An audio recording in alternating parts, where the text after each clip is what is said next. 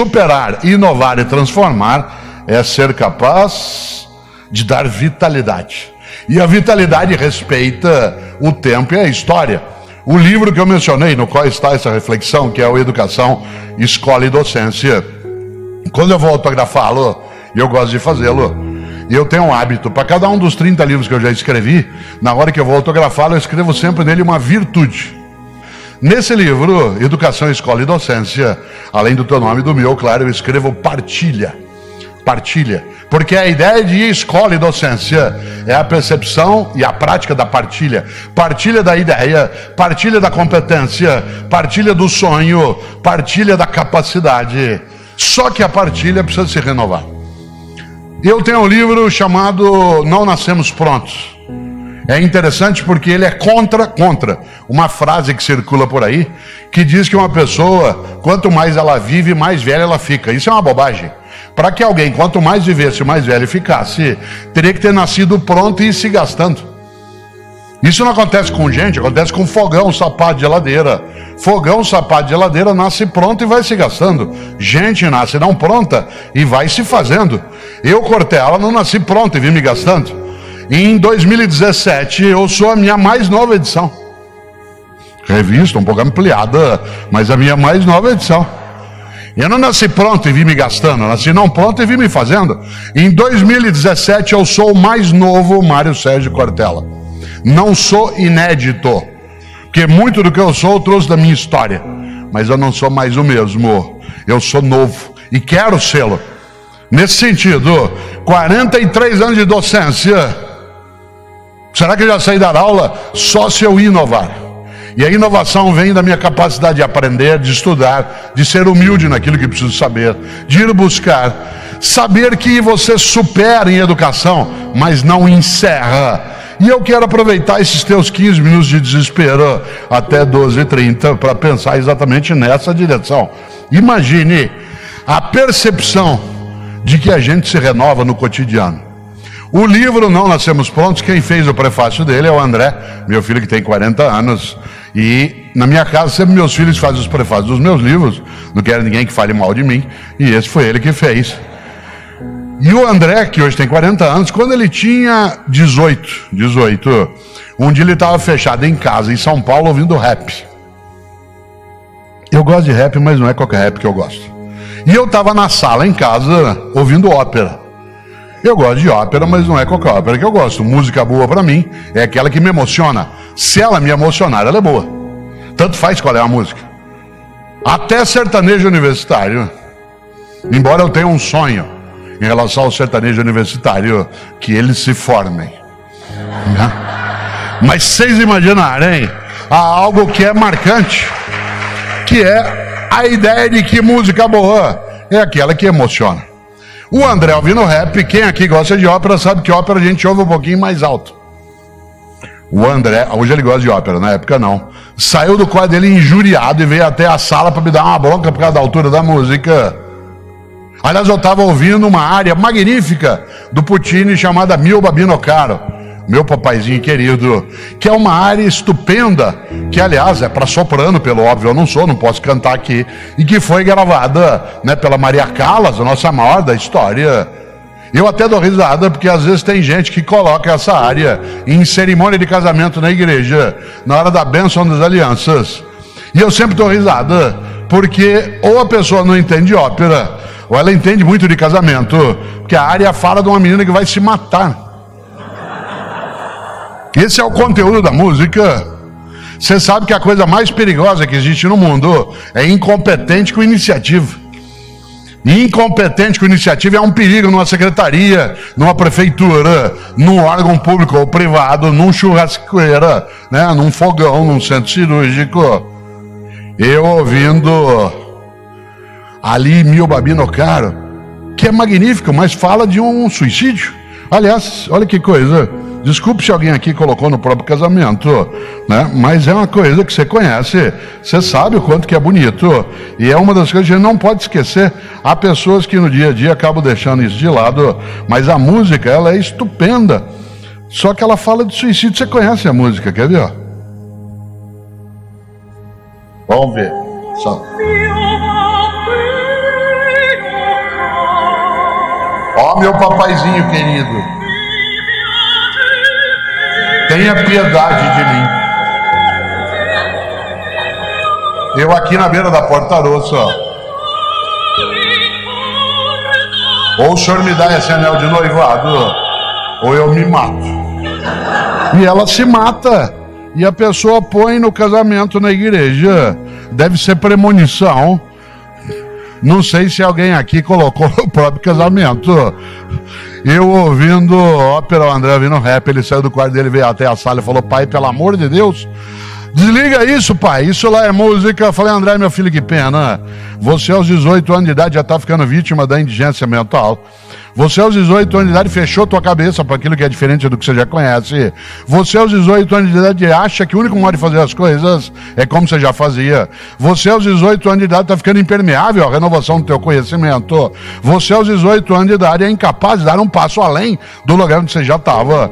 Você aos 18 anos de idade está ficando refém da pobreza das ideias. Ele falou: pai, você está ficando louco.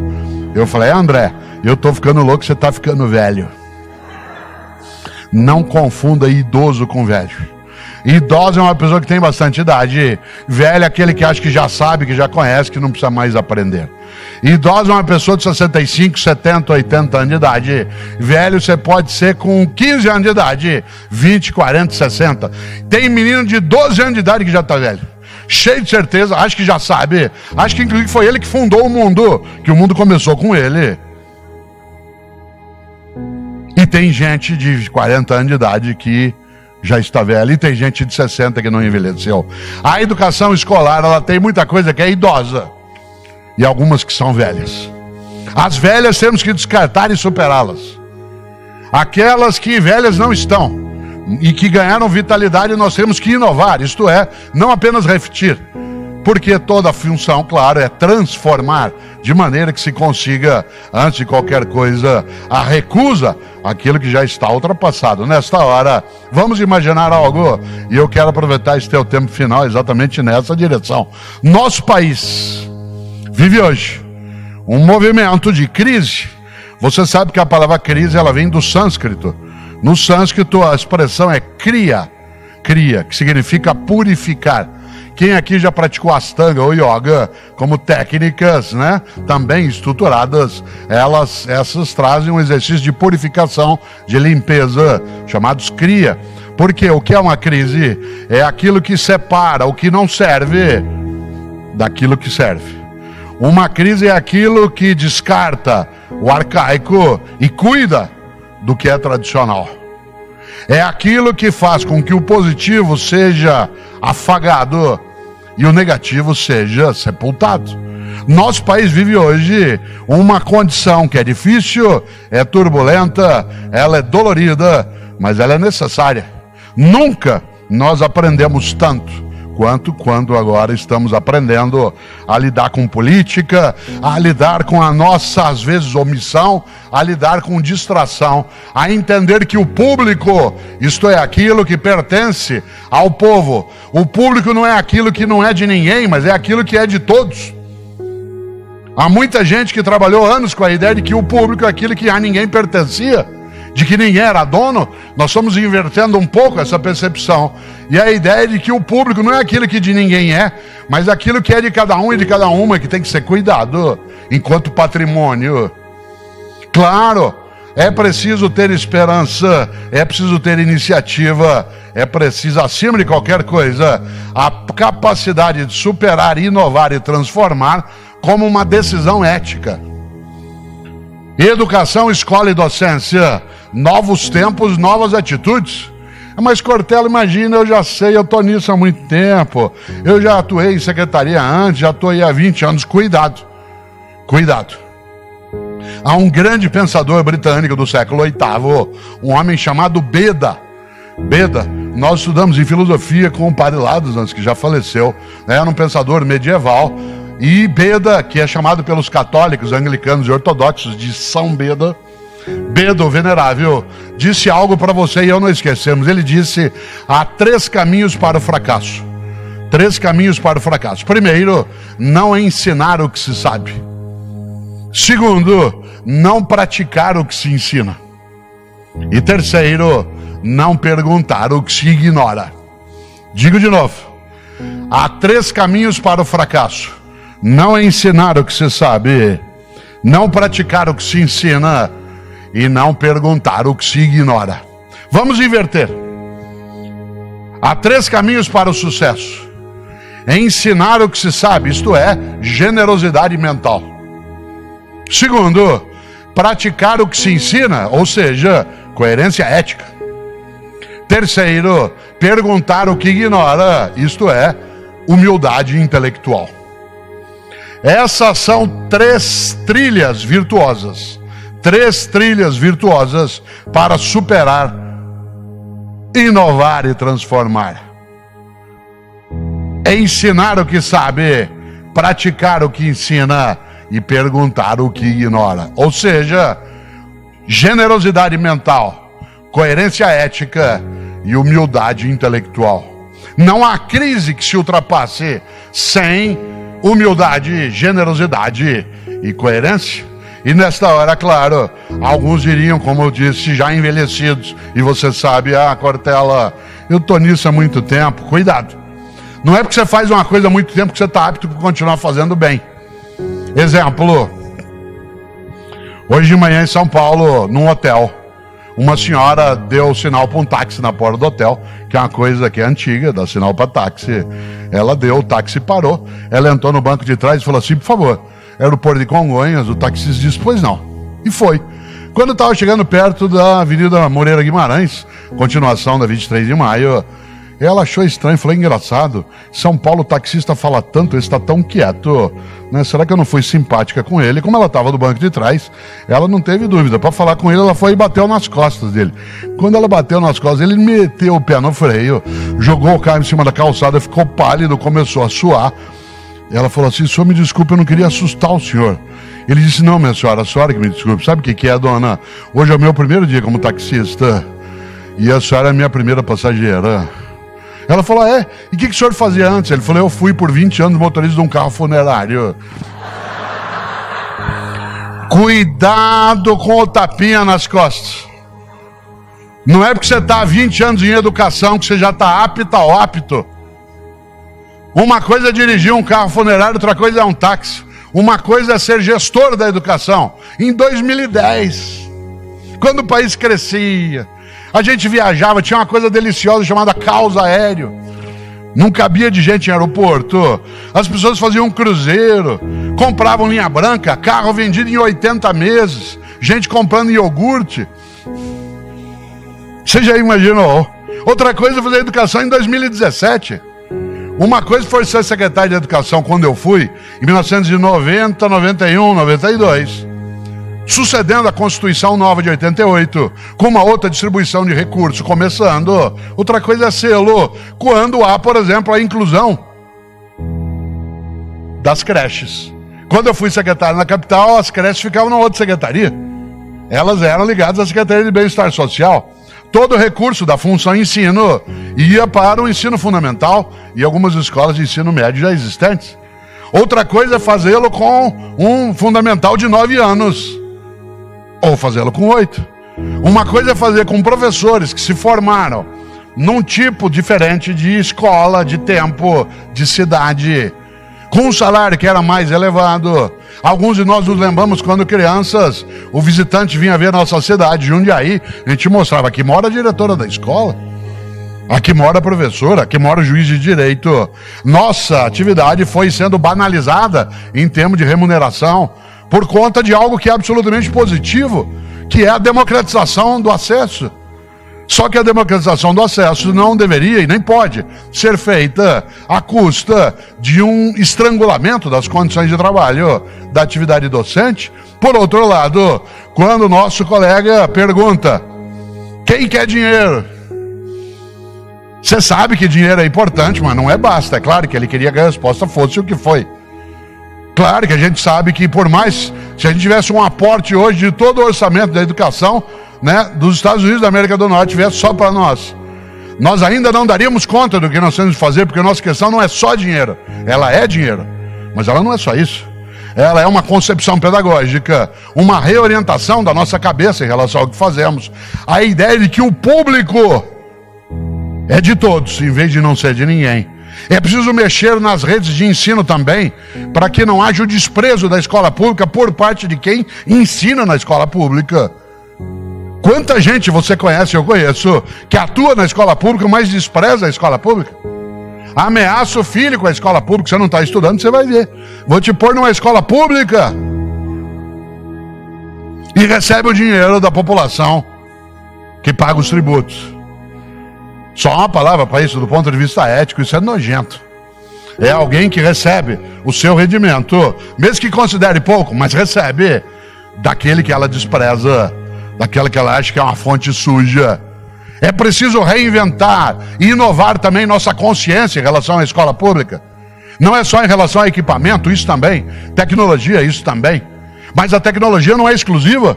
Insisto, eu estou falando aqui há quase 1 hora, ainda faltam 4 minutos para você se libertar de mim. E eu estou usando uma coisa única, que é a mais avançada tecnologia de conhecimento que existe, que é o cérebro humano. Cada um aqui trouxe o seu. Espero que leve na hora que sair. Ele é wireless, é Bluetooth, é alimentado por açúcar, carboidrato, proteína, tem 3 milhões de anos de uso, e ele que inventou tudo isso, inclusive o que nos auxilia. Mas nos auxilia se eu tiver clareza, por isso, claro, sem dúvida, superar, inovar e transformar, para onde? Qual é o nosso projeto em cada comunidade? Como é que isso é debatido dentro daquele modo de ali estar? O recurso precisa vir, sem dúvida, se espera que venha. E ele vem para auxiliar qual projeto? Cuidado. E aí eu vou terminando, de fato. Um fórum da Undime, eu já disse isso outras vezes e quero retomar. Ele é um lugar para a gente evitar a autópsia. Muita gente na área de educação, quando se junta para debater na escola pública o que tem que ser feito, fica o tempo todo só fazendo autópsia. Isto é, identificando a causa-morte. Não dá certo, não funciona, não vai, não tem. O MEC não manda, não, o FNDE não... Às vezes não manda mesmo. Às vezes manda e não... Olha só, cuidado para não passar 2 dias aqui fazendo autópsia. Um fórum é um lugar para fazer biópsia. A grande diferença, você sabe, entre autópsia e biópsia é que na autópsia você só identifica a causa do falecimento. E na biópsia você pega uma coisa viva, que é a escola pública paulista, dentro dos municípios, vê o que ela tem de problema para corrigir, para ela continuar viva. Por isso, um fórum é um lugar de biópsia, em que a vida possa vir à tona, em que a ideia de superar, inovar e transformar consiga distinguir do passado aquilo que é tradicional e proteger, e pegar aquilo que é arcaico e descartar. Educação, escola e docência, novos tempos, novas atitudes. Voltamos ao Einstein. Tolice é fazer as coisas sempre do mesmo jeito e esperar resultados diferentes. Por isso, nesse minuto final, eu queria lembrar algo que nos ajuda. E como disse antes, a hora que terminarmos, eu vou passar no banheiro, depois eu estarei ali no estande da Cortez. Tem gente que às vezes quer que autografe livro, às vezes nem todos. Alguns querem tirar uma foto. Para quem gosta de tirar foto, eu sempre digo, tire, azar seu. Mas eu farei com alegria. Mas nesse meu tempo final, eu queria lembrar algo. Para mim é absolutamente honroso, mais uma vez, Marialva, estar aqui, frente a colegas homens e mulheres. Eu que nunca fui professor na rede pública, fui gestor na atividade pública, mas não tenho atividade docente, nem saberia fazê-lo. De encontrar tanta gente aqui neste território que tem algo decisivo, que é a partilha da esperança, a partilha da decência, a partilha do sonho. Gente que tem vários homens e mulheres que nos inspiram, mas que não esquecem. Jamais. É por isso que a Undime faz mais um fórum para a gente fazer nossas biópsias, de maneira a recusar a autópsia, a submissão aos fatos e a adesão a um projeto que é biocida, que é exatamente a ideia do que eu posso fazer. A vida é assim. Por isso, cumprimento sim cada um e cada uma, e aí concluo de vez com uma ideia. Não esqueça do grande Beda. generosidade mental, coerência ética e humildade intelectual. Isto é, ensinar o que sabe, praticar o que ensina e perguntar o que ignora. É isso que nos permitirá superar, inovar e transformar e dar honra à nossa atividade e nos dar orgulho também de estar numa história em que a gente cuida daquilo que é público e cuida, portanto, da nossa decência. Eu faço isso há 30 anos, cuidado, não é porque você faz uma coisa há 30 anos que você continua apto para fazer. Eu sou professor há 45 anos, eu tenho que estudar, ir atrás, buscar, saber o que o jovem está ouvindo, que tipo de filme ele assiste, sentar para ver Marvel. Porque ele vê. Acompanhar Rock in Rio inteirinho. De repente eu olho, está lá. Gente que estava em 1989 no Rock in Rio e gente que chegou agora. Eu preciso saber, ter ideia do que é, porque do contrário a minha competência vai esvaziando. E é claro, mas eu faço há 30 anos, cuidado. Hoje de manhã, na Voluntários da Pátria, em São Paulo, na porta de um hotel, logo cedinho, uma senhora deu sinal para um táxi, que é um sujeito antigo de pegar um táxi. O táxi parou, ela entrou no banco de trás e falou: por favor, o senhor me leva ao aeroporto de Congonhas? O táxi disse: pois não. E foi. Quando ele já estava ali na Moreira Guimarães, né? Já estava na direção do aeroporto, ela falou: engraçado, o taxista em São Paulo fala tanto, ele está tão quieto, acho que eu não fui simpática com ele. Como ela estava no banco de trás, ela não teve dúvida, foi e bateu nas costas dele. Quando ela bateu, ele meteu o pé no freio, jogou o carro em cima da calçada, ficou pálido, começou a suar. Ela falou: senhor, desculpa, eu não queria assustar o senhor. Ele disse: não, dona, a senhora me desculpe, sabe o que é? Hoje é o meu primeiro dia como taxista e a senhora é minha primeira passageira. Ela falou: é? E o que o senhor fazia antes? Ele falou: eu fui por 20 anos motorista do serviço funerário. Certo? Cuidado com o tapinha nas costas. Pode ser o passado te assombrando. Não é porque você faz uma coisa há 20 anos, 30, que você está preparado para fazer. No mundo de mudança e velocidade, nós temos o vir à tona, a emergência, vir à tona, emergir, de múltiplos paradigmas, modos de fazer, de pensar. E nessa hora, claro, é preciso que eu seja capaz de não esvair a competência. Eu o cito em alguns livros, porque eu gosto demais. Beda, que é chamado de São Beda, né, por católicos, ortodoxos, luteranos e também anglicanos. Beda, ele diz algo que eu vou repetir 2 vezes. Ele diz: há 3 caminhos para o fracasso. 3 caminhos para o fracasso. Primeiro, não ensinar o que se sabe. Segundo, não praticar o que se ensina. E terceiro, não perguntar o que se ignora. Digo de novo. Há 3 caminhos para o fracasso: não ensinar o que se sabe, não praticar o que se ensina e não perguntar o que se ignora. Vamos inverter. A você, servidor e servidor público, aqui ou fora daqui, pessoas que colocam o poder da autoridade, do conhecimento, da capacidade a serviço de uma população que precisa. Vamos inverter. Há 3 caminhos para o sucesso: ensinar o que se sabe, isto é, generosidade mental. Segundo, praticar o que se ensina, ou seja, coerência ética. E terceiro, perguntar o que se ignora, isto é, humildade intelectual. Estas são 3 trilhas virtuosas para um passado honroso daqui a 30, 40 anos. Generosidade mental, coerência ética e humildade intelectual. Nós vivemos hoje múltiplos paradigmas.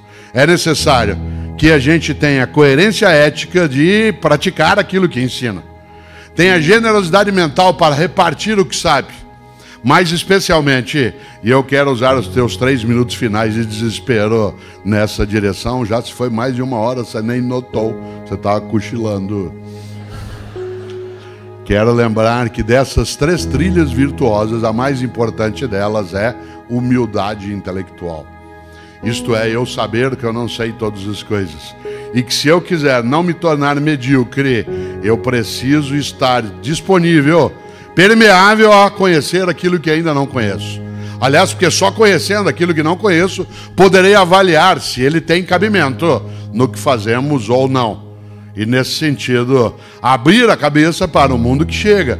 Num mundo em que eu posso, desde publicar, escrever livros em plataforma papel, como no mundo digital, fazer cursos presenciais, ou como tenho eu, curso online de filosofia. Fazer aquilo que nos permite uma capacidade de fazer essas pontes todas dos nossos tempos de existência, mas acima de tudo, comemorar com humildade. E uma pessoa que tem humildade sabe que não se deve confundir humildade com subserviência. Uma pessoa subserviente é aquela que se dobra, que se humilha, que se enfraquece. Uma pessoa humilde é aquela que sabe que não sabe tudo, é aquela que sabe que não é a única que sabe, aquela que sabe que a outra pessoa sabe que ela não sabe, aquela que sabe que ela e outra pessoa saberão muita coisa juntas, aquela que sabe que ela e outra pessoa nunca saberão tudo que pode ser sabido. Foi claro? Humildade intelectual, generosidade mental e coerência ética. Preste atenção. A humildade intelectual nos coloca a necessidade, inclusive, de prestar atenção em quem não concorda com a gente. Uma das coisas mais tolas é achar que já sabe tudo que pode ser sabido e tudo que é necessário. Eu, Cortella, nunca esqueço. Cautela, um adversário fraco te enfraquece, um concorrente burro te emburrece, uma oposição frágil fragiliza um governo. Porque quando você presta atenção em algo que impede que você se acomode, muda o patamar. Eu, Cortella, quando secretário de Educação na capital paulista, uma parte do trabalho bom que a equipe fez, não foi só isso, mas também isso, a gente deveu a uma oposição muito bem feita. Porque a oposição bem feita, aquela que é respeitosa, mas que também não é negligente, permite que a gente não fique, eu faço o que eu posso. Aliás, eu nunca esqueço de um vereador, que hoje é deputado federal, e que infernizava a minha vida. E eu sou grato a ele. Quando eu encontro com ele, eu agradeço por em nome da minha equipe, porque ele, para o meu desespero, era o presidente da Comissão de Educação da Câmara Municipal. E ele era da oposição. E por lei, ele podia chamar a mim, executivo, toda semana na Câmara para prestar esclarecimento. E ele chamava. E toda semana eu tinha que ir. Um dia, inclusive, na Câmara, eu cheguei a perder a cabeça na discussão e pratiquei aquilo que chamaria de desacato. Ele não notou na hora, senão ele teria mandado me prender.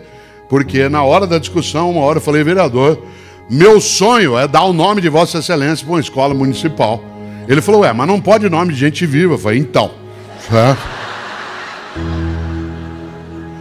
No entanto, eu sou grato a ele por uma razão. Ele dificultou o envelhecimento de ideias e práticas.